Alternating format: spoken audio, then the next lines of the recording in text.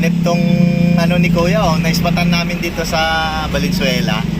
Yung owner niya, ayan guys, oh. Tingnan nyo. Oh, owner yan, oh.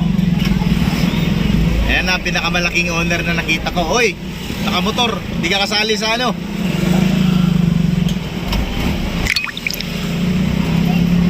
Ayan guys, oh.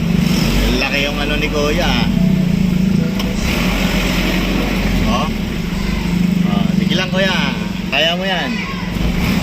Ayan, oh. Oh.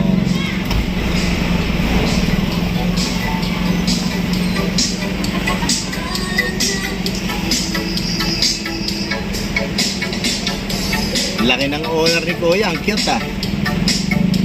Bagay sa kanya.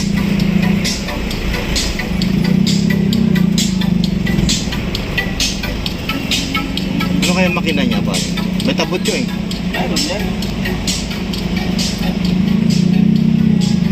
Parang motor din yung tunog eh. Hmm? Makina ng motor.